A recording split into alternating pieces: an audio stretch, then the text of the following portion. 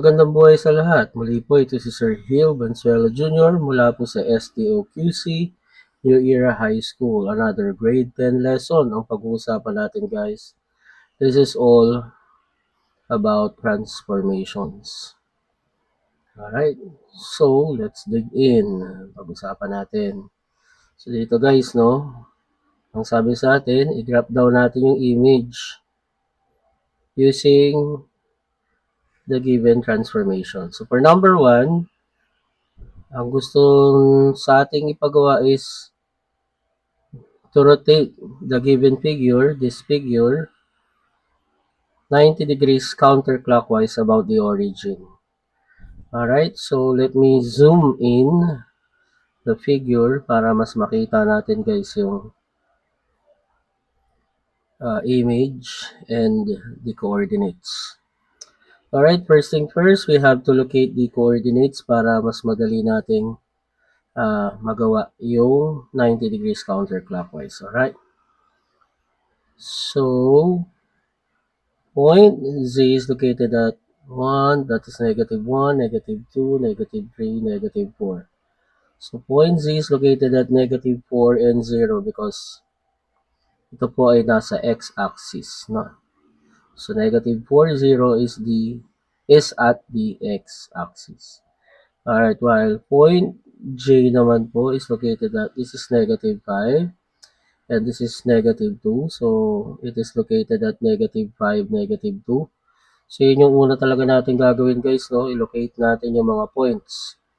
Yan, para later on, gagamitin na natin yung ating rule on rotating 90 degrees counterclockwise.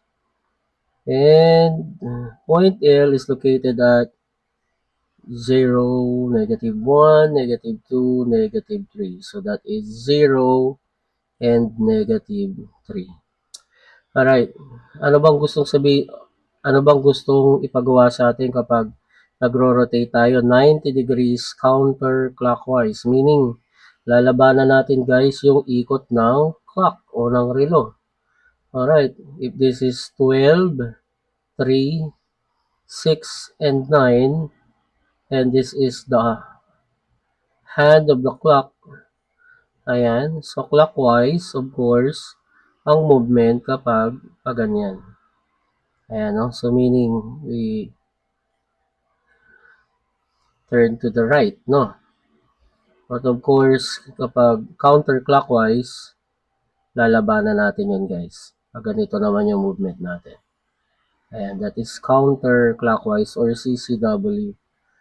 Alright, so ang ruling, if we're going to rotate 90 degrees counterclockwise, if point P is located at XY, then you were asked to rotate it 90 degrees counterclockwise, the value of Y will become negative and the value of X will remain the same. So magsuswap ang position na X and Y should change the sign. So magpapalit po ng sign ang ating Y. So kunin na natin yung ating Z prime.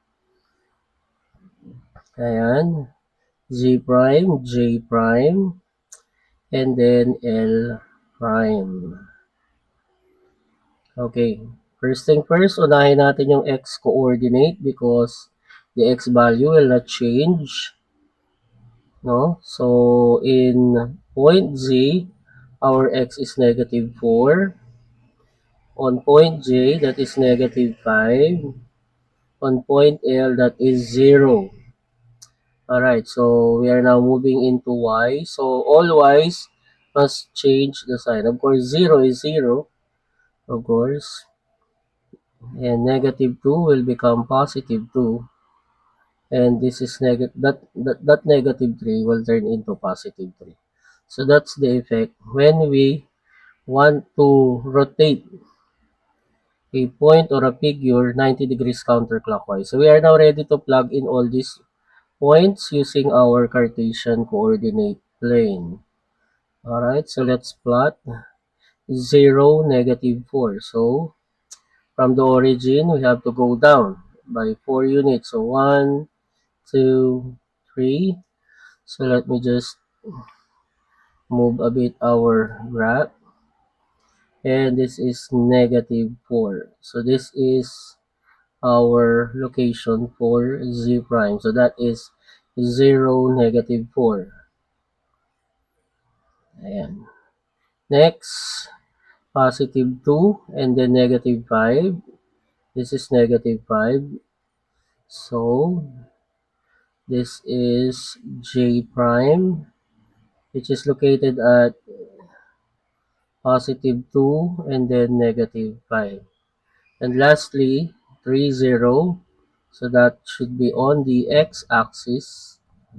That is L prime located at 3, 0. Now, we are now ready to connect these points using a line segment. So, pagpasensyahan nyo na ako guys. This is a freehand.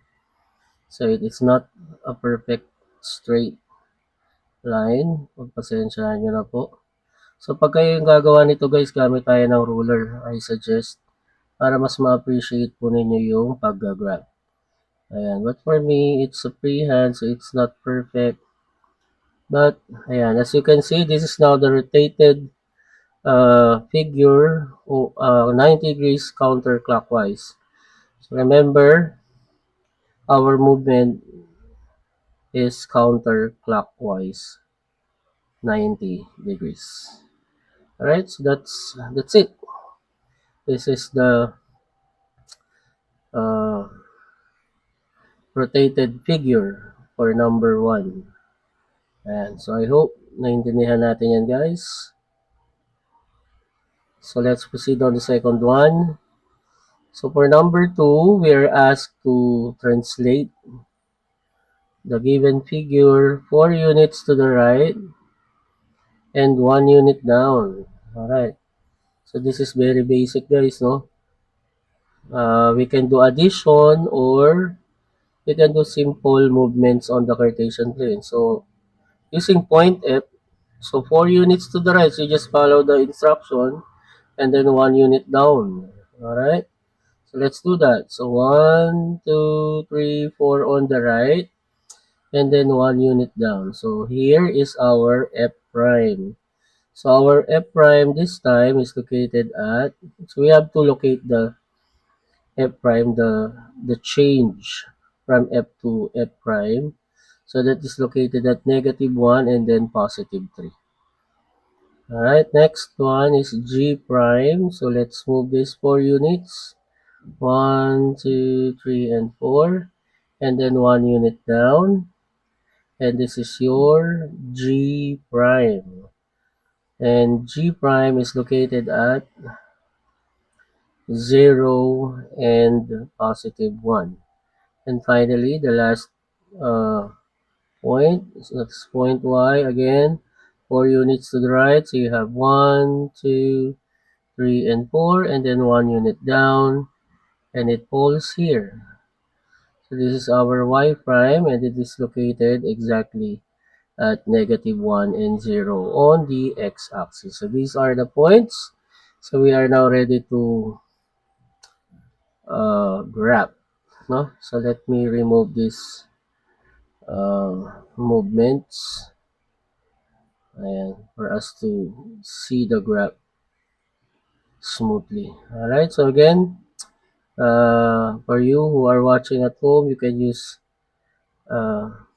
ruler, no? Please use ruler. Gamit tayo ng ruler guys, huwag niyong gayahin yung pag-preyan ni Sir G.